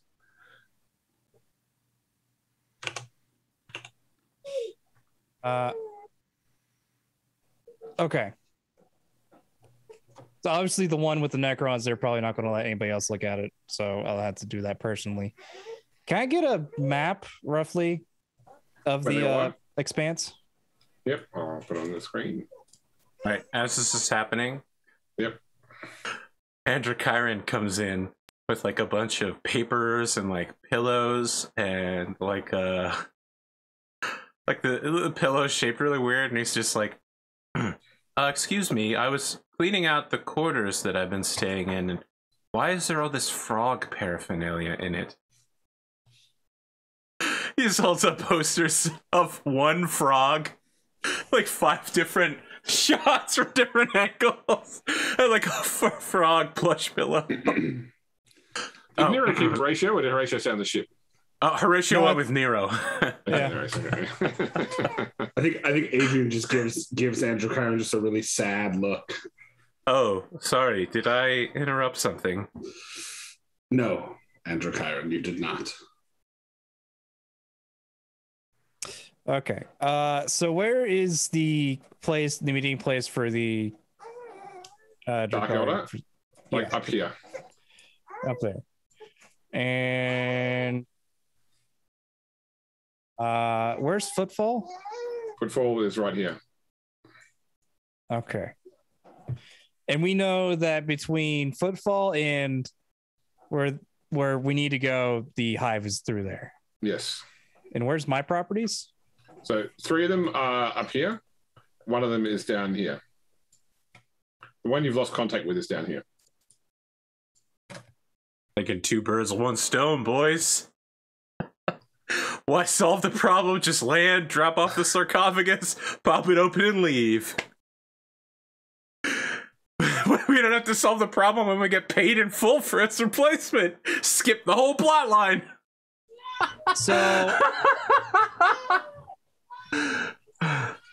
So my guess is I'm going to have to get the resources at Footfall to get communication stuff for the colony that we lost contact with. Well, you're not sure what resources require for wireless lost contact. Is it population dead? If they had some sort of failure at Astropath acquire, you do know definitely that Solitude Station has resources to be picked up, so you can increase your profit factor by going to Solitude and picking up what they've got there. And then may also, if provided whatever happens at Outpost 31 is not a disaster, they would have resources to collect as well. Okay. They lost contact with us because they got covered by too much money. Yep. I think I'm going to send the... Keep in mind that Outpost 31 is named after the outpost from the movie The Thing. Maybe yeah. Do we know that both in and out of character? Better than Outpost Whiskey, man. Yeah. So Shrine has given you made a written offer to you that if you do have to sacrifice one of your colonies, that the Inquisition will provide you with the equivalent of 10 profit factor in exchange for to cover more than cover the loss. Telling you, dude, 2 birds, 1 stone, skip a plot line.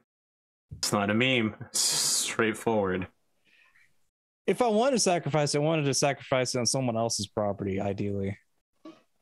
Yeah, but the Inquisition's not going to pay us for that. They're probably going to... I mean, they're not going to be unhappy, but they're also not going to be happy about that. Well, I don't think the Inquisition will care, but whoever's worldly sacrifice will be fucking pissed. That's what I'm saying. But how would they know? How would they know it was us? There's apparently someone else that's mad I can at clean me, the so. house at any time I want. I'm not a hoarder. I'm not keeping defunct properties. Come on now. Look, it's simple Gene Stealer logic, right? A patriarch like this doesn't appear out of nowhere. It takes, what, 5 generations to make one of these? There's no way this planet wasn't totally infected the whole time. How could you blame us? This is a generational problem, clearly. Androchiron slapped the top of the sarcophagus and was like, you can fit so much DNA in this bad boy. Is Outpost Sure, 31 you Is Outpost 31 the one that has the head with the bad luck? No, you got rid of them, I thought. No. Well, that was the lazy corrupt one that tried to fuck us over. Unlucky it's Outpost 31, sorry, yes. Telling you, Pondo, let's do it. Sacrifice the... Listen, if we have to sacrifice somebody, it should be our useless colony we can't do anything with. I guess the question is, what is the resources that came from Outpost 31 previously? So there is a pre-Imperial derelict space station in the system that the outpost is going through, looking for, researching any old data, finding old technology, and apparently they found a significant cache of something on there that it could be of interest, but they have yet to exploit it because, once again, like any sort of pre-Imperial technology does carry some inherent risk with it. It could be, something about men of iron, for example, or things that the Imperium doesn't deal with anymore, like AI.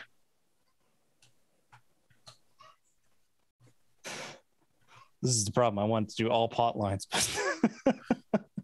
I get there, a man of iron shows up and is like, hey guys, I've been waiting 10,000 years for you to show up. By the way, I'm voice acted by Robin Williams here real quick. Let me tell you what's in this cache. Anything you desire. 3 wishes. He's been waiting for so long, it's now Will Smith instead. No, God, please, no. No! I guess my other thing is that wherever we choose to drop the Patriarch off with biomass and whatnot, is that the Tyranids would probably try to consume whatever else is in the path, right? Not necessarily.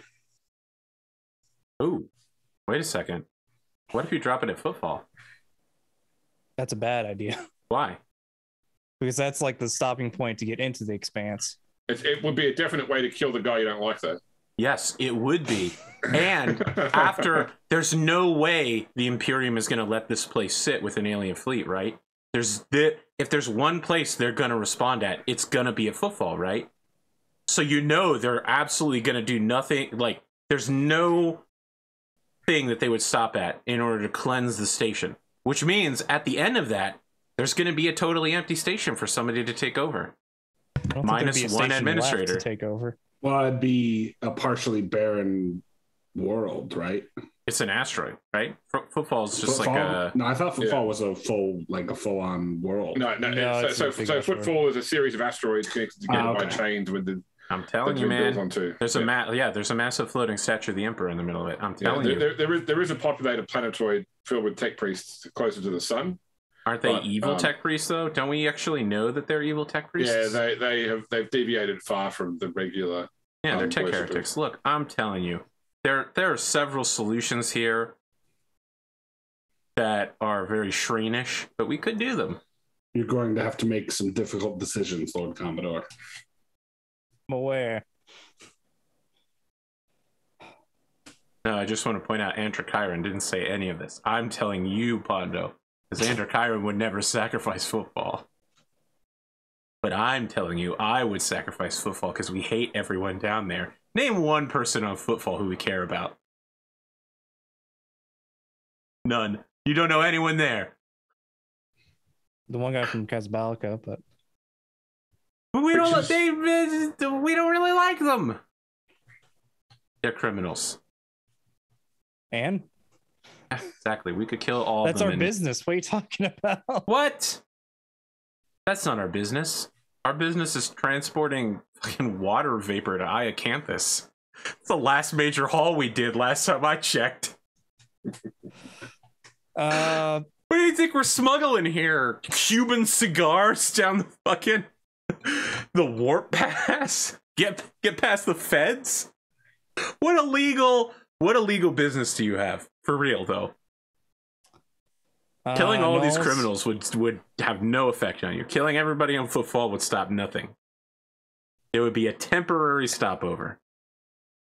But it would put a Tyranid splinter fleet between where we're going and the nearest Imperial space. Sure. As far as I can tell, it's going to be years before we make it back to the Imperium at this point, but... That's fair. We just got to the Expanse. We don't want to get... Does anyone here have Forbidden Law Xenos? I do. I think I do as well. If you do, you can roll Forbidden Law Xenos. James wants to push this forward. He's about to tell us why my plan is so dumb. Xenos. Oh, no, I have Demonology. I'll spend a fate point to bump it up to 30 degrees. Look at these short sessions. Everyone's like, fate point. Every single one, fate point. I do that regardless. What do you think? What do you think this is? Mech Warrior Destiny? Come on now. Hey, Big Spoon, do you need a new eyeball? I can fate point you a new eyeball real quick if you want. I've already got my cybernetic installed. At least I know you'll stick around rather than running away after I burn a fate point to give you an arm or something like that. Wow. Feels like you have some unresolved Nero issues. Nero's just like, I would like to kill myself, please, James. And I'm like, no, burn a fate point because I'm not involved with this somehow. But no, there you go. Now I got 4 fate points. Measly 4 fate points. Dave, I would have burned a fate point for you in the same situation. So, you are fairly confident that the warp storms that border the Maw would prevent the tyranny communication. Like, if the Patriarch was on the far side of the Maw in the Calixis sector, it wouldn't draw the Hive fleet towards it because the warp storms would block it. Except if they were very, very close to the Maw. Now, the Patriarch, yep, you could loom to a footfall. There is a risk that if there is more than one Patriarch around and there's anything in the Calixis sector out there broadcasting, is the Hive fleet could pick up that broadcast if they are close to the Maw, i.e. as close as footfall. There's like 20 fucking battle cruisers on the other side of the Maw. They're going to show up. They're going to... There's Listen, have you ever played like a Stellaris or something? You come out of the warp, right, and you just disappear instantly. That's what's going to happen to them. Come on. Project Hubris is on track. I think as much as I like a good mystery, I think Station 31 is going to be the outlier. As much as I don't want to sacrifice anything. But and you can go there, find out what the mystery is, and then decide whether you nuke it with a... Yeah, we could save them from whatever problem they have and then be like, peace! Thanks for all that sweet Terra tech, brah! Here's something in return for you. You just start basting yourself with salt and butter. Don't open this box on Monday when we're gone. Yeah, we've replaced all the shower water with marinade. So I guess my question is, do we have an idea where exactly the Hive, or a rough area where the Hive is from people? Yeah, we literally were performing experiments on how to find it, right? Yeah, they're right. In fact, the implication from the demon was by the time you were able to fly to where you're supposed to meet Slade Morn, the Tyranid fleet would have already consumed everything in the area, including stopping you from reaching Talon Balewing. That was what that deceitful demon based on treachery and lies said. Right. Wow. Way to sell us. Yeah, way to sell us on it. If Friani rolls well enough, we could get there before them, or while the Tyranids are attacking. 2 birds, 1 stone. I'm telling you, there's so many birds out here that we could get with 1 stone right now. We can throw 2 in 2 different directions. Get 2 birds. Birds, 1 stone. I'm going to give to Androchiron for free that if you've still got this Jason of the Patriarch with you and you rock up to near where the Hive fleet is, because remember you could still sense it slightly even through the enclosure that it potentially would drag the Hive fleet straight to the hand. Yeah, but you could give that to me for free, and while I yearn for the oblivious taste of death. Embrace of death. I don't know that I want the entire crew to suffer being turned into gel sacks, so... Lord Captain, I just had a thought. We could go directly towards the Hive while broadcasting. That would draw them somewhere.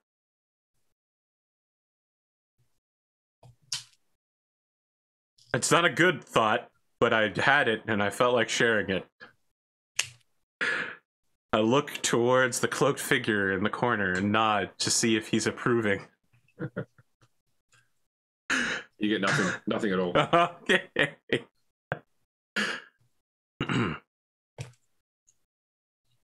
Okay.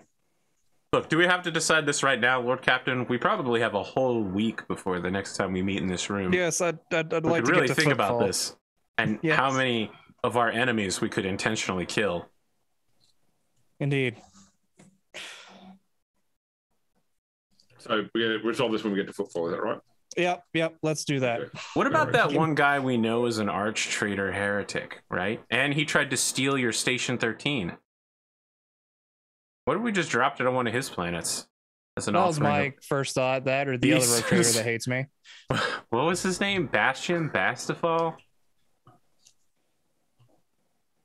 Oh yeah, you don't have reason to remember because you're not Nero anymore. Yes. But I also don't remember because... Bastille. That was my other thought. We would drop it on one of his planets to be like, hey, I found you something. There was There also you Sarvis Trask who hates you because of the prequel episode. The prequel episode, yeah. I think only Patreon has access to that, though. Was that shot the moon or the sun or something? I don't even remember. Yeah, you blew up a gas giant in all of his stations nearby, right? You blew up some sort of super Xenos thing. Yeah, you blew up a refinery, a gas refinery that was siphoning gas from the gas giant, which destroyed the whatever Xeno thing was. You say we did that, but really it was Angelique Cowles, right? I think it was my father. Angelique Cowles didn't blow. Angelique Cowles' grandfather deposited the Xenos creature there in the gas giant rather than destroy it. That wasn't our fault. We had basically almost nothing. Yeah. I was like, I need a win here. What can I do to win? Blow that up? Yeah. All right. But you were playing as Trask, so you're playing as the person who hates cows today. Yes. Yeah. Oh, okay. Wow. Could you imagine if that Battle Sister and Nero met up? Holy shit. If you don't know what we're talking about, then join Arthur's Patreon. Scroll back through the ages of Patreon and find videos. That's like 2 years, James. Yeah, but it's still there. Maybe. It won't be released in any other capacity. It's exclusive to Patreon. Patreon.com. That's the bomb of the bomb. It's as easy as taking your mom to prom. Wow. I know. I mean, you can do it. Most people, you do what people do where they join Patreons, go watch all the content, and then quit before you get charged. No. You can set up Patreon to charge immediately. Yeah, I think that's how it does it now. Okay. No, you have to set it up. But, yeah. Well, if you shuffle dip, that's your own business, I suppose. Are we at the end here, James? I think we're at the point where we can go to outros. I think. I thought maybe I could meme a little bit more. Please do. Pretty obnoxious the whole time. Your meme game is particularly. It's getting very strong recently, Arthur. I know. I gotta tone it back. There's too much Delta. He's getting too strong. He's getting too strong. Too much. What did you say? My powers have doubled since last we met, Grimdark James. That's it. Delta M. You should have just said twice the pride, double the fall. What is this, Star Wars? Well, stop. All right, James, let's see your outro first. We're going to go reverse. When I did my intro, I completely forgot to say, not really game related, but I did actually sink a lot of money into renovating my house this week. I've signed the paperwork on a house extension. So nice. I'm adding, so that's like $250,000 AUD, sort of just like had to hand over to the bank. But we'll have a bigger house in 6 months. So, so I actually have a miniature painting room, and that way we can actually eat dinner at the dining table. Oh my god! That's the house extension is to hold your fucking Warhammer 40K. Amazing, love it. Holy shit! It's not even We wanted to make our kitchen bigger and add a bedroom, but in order to do both those things, we had to extend more of the house than just that space. So we're like, what can we do with the rest of the space? And my wife's like, maybe you can have a room where you can do all your painting that doesn't leave all the painting on the dining table. We can actually do it at the dining table again. So I'm like, you know what? Since you suggested it, sold, done. We don't get basements in Australia, so I need my that's true. equivalent that's area. True. Yeah. You have central air. I have ducted aircon upstairs and I have split systems downstairs. All right. Americans, we get attics, we get basements, we get central air, and we got pizza and hot dogs. This is what we got over everybody else. Attic series. Like literally our roofs. Like if I couldn't stand up inside my roof. If I get up there, it's like maybe a meter high at the highest point. So now we got some Harry Potter shit in our there's like, you go to our attics. Sometimes you get like a dresser that allows you to communicate with Keanu Reeves 10 years ago at a lake.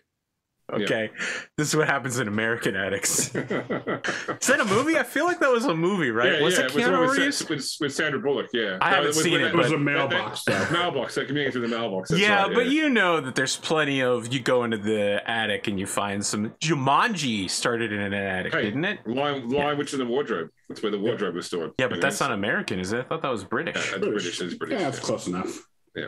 You think Britain and America are close enough? Yeah. They're on the same planet, Arthur. Yeah, they're on the same planet. In the entirety of existence, that's pretty fucking close. Yeah, I don't know if you knew this. We're only 200 years something removed from being British. So Spoon, I don't know if you knew this, but we disliked being British so much, we killed them until they left. No, we didn't. We didn't like being taxed. Yeah. That's... We were fine being British until they started trying to take our money. We also got annoyed that we had to ship it over to there to get approved to ship it back to us. Just to give someone a chair. You know, you're really simplifying the nature of religious freedoms and prosecutorial conduct. You're missing out on most of the meat to go for the memes. I normally would appreciate that, this is American history.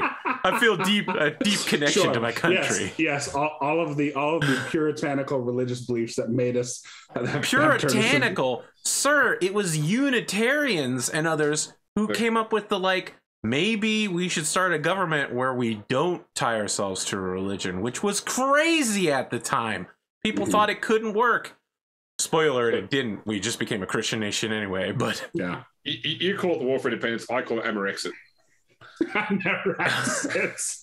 Oh my God, that's brilliant. I don't get it, but I bet it's funny. As opposed to Brexit. Amarexit. Wow, no. Yeah. Jesus. I hate Dave's that. They've already coined Pole exit now in Poland. Because from what? What are they exiting from? The EU. Well, they wanted to do what? Get eaten by Russia? What did they think the next move is? What is this? The 1980s? No one wants to remove themselves from the EU. The only reason they want to remove themselves from the EU is so that they don't have to comply to the EU's laws. That's it. The government is fucking retarded. They leave the EU and a fucking iron curtain descends from the stars to block them from the rest of Europe. They're going to be drinking vodka and singing about Papa for the rest of their lives. What the fuck? From what I understand, the EU pushed Poland on its laws regarding homosexuality, and then a Polish law court passed a new law saying that Polish law trumps EU law, which is the opposite of how EU law is supposed to work. That's not how federal governments work. Yeah, and so now the EU is not toxic. What do you call it? Withholding payments to Poland. What if the EU just passes a law that says Poland can suck it?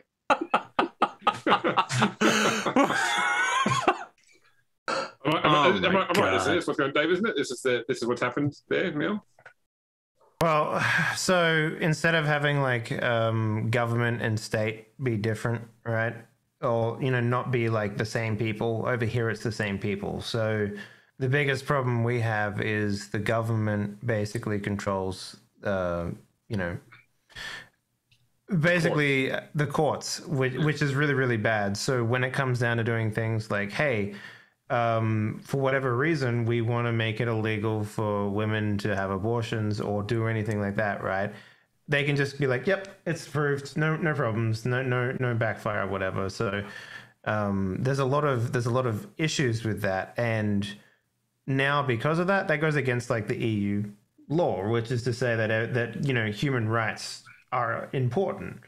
So now basically the EU is withholding a lot of payments, and Poland's basically saying that this is unjust and what they're doing is not right. So, you know, the current government is trying to like remove themselves from the EU. But having said that, the guy that one of the there was like a chairman or something like that of the United Nations, you know, the EU, and he's Polish, right? So he used to be like the president of Poland before he went over and started working like as a, you know, a representative in the EU, or, you know, whatever Congress they have there. And basically, you know, Poland got so fucked up without him being here that he's come back and now he's like, all right, I'm going to just run for president again, because apparently the piss party they're literally called the piss party, in case you're wondering, have fucked things up so bad that, you know, clearly we need to go back to the way it was previously. So hopefully they won't extradite themselves from Poland, from the EU, I mean, because that'd be really bad. Yeah, but short of it is Polexit is currently, you know, a trending term.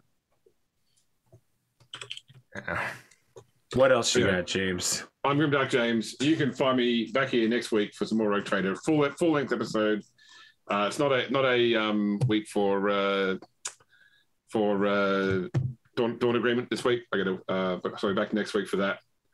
Otherwise, I spent last night getting my Instagram set up again. I'm going to start doing all my painting stuff on Instagram. So once I've got my Space Wolves finished today, I've literally got the last couple of touches to make a mask squad. I will put them up there and I'll post a link to it in Arthur's Discord. You know, get what the kids are doing these days. Or is it still Instagram, or is it we in like Pinterest now? What's the? No, it's still Instagram, I think. Listen, James, calm down. This is Twitch. We're all moving to Meta, okay? No, wait, it's owned by a different company. Shit, I fucked up. Sorry, I just lost that Meta sponsorship I've been working on. I swear the deal was just one day. All right, Spoon, what do you got? One day from closing it. I am Big Spoon. You can find me over on Twitter at BigSpoon223 or on Arthur's Discord. I'm here Saturday nights for Rogue Trader.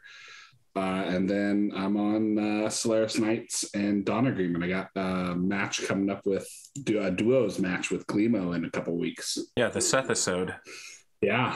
It's going to be a big one. I think we're going to get the shit kicked out of us, though. You're kind of fucking scary.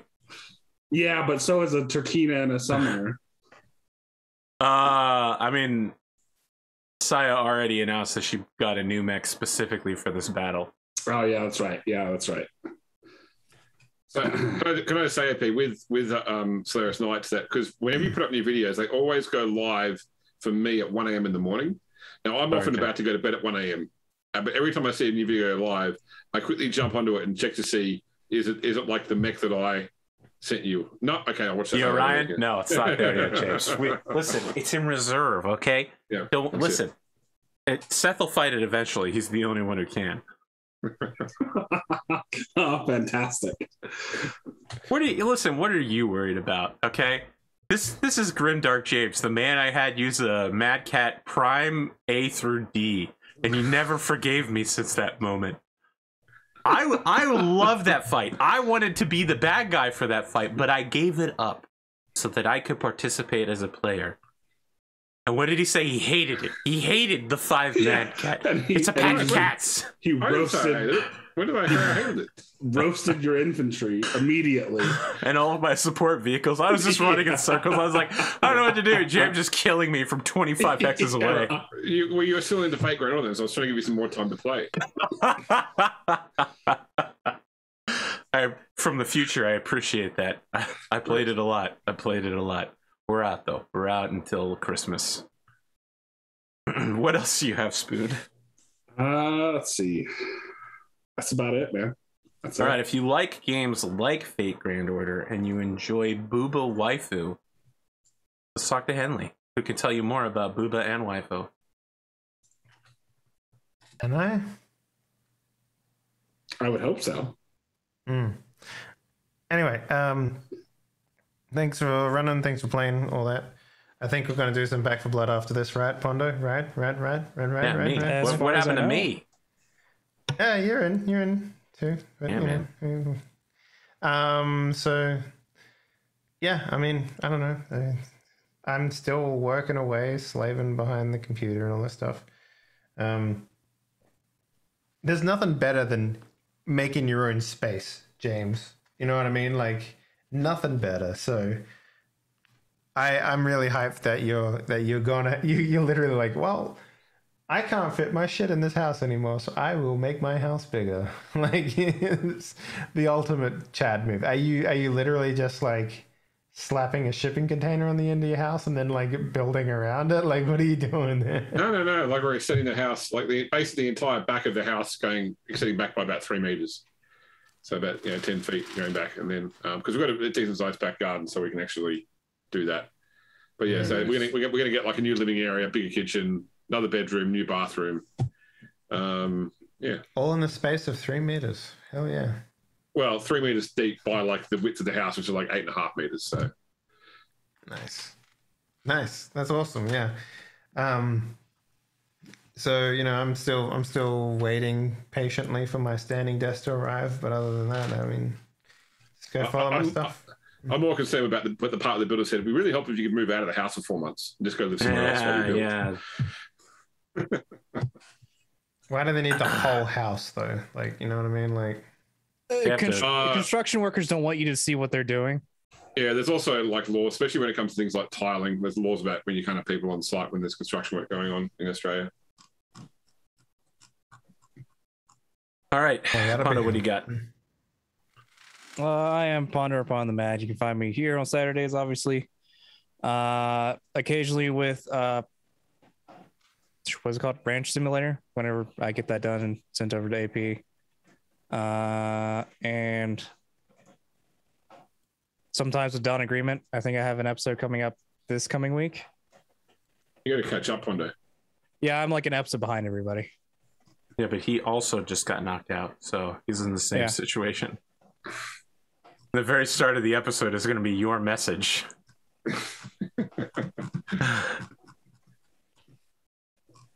What else? I am working on the video still for the XCOM thing. That's about it. Audience, I only have one thing to say. This is America. Don't catch you slipping now. Don't catch you slipping now. When is the AP Gaming NFT coming out? Look what I'm whipping now. What would you even NFT? What do you need to fucking secure of mine using Czechoslovakia's entire infrastructure grid worth of energy? What of mine could possibly have the value that you want a receipt? Okay? That's not very American of you.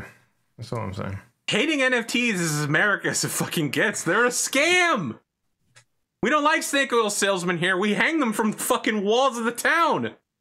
Does anyone remember the fucking Midwest? It's the latest timeshare. Yeah. Oh my god. Listen. Timeshares are not as bad as NFTs. Yeah, at least you can stay somewhere with the timeshare. At least the timeshare is a physical location. Jesus. Now look, our timeshare is a scam.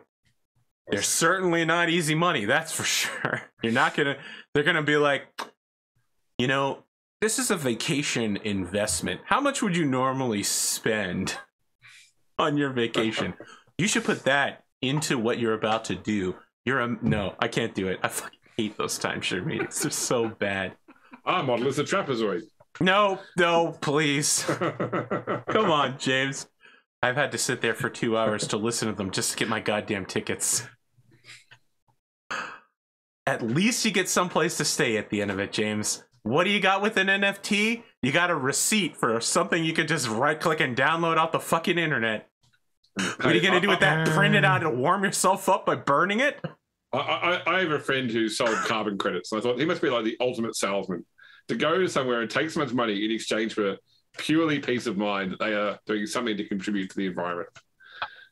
I mean, No, that's way too political and economic. Yeah, I've been trying to keep my blood pressure down the whole episode. I'm just gonna let that one slide. I just think it would take a hell of a salesman to sell it to the average person. It did, James. It does not. That's free money right there for some lobbyist. I assure you, they exist because someone is making a buck. This is America.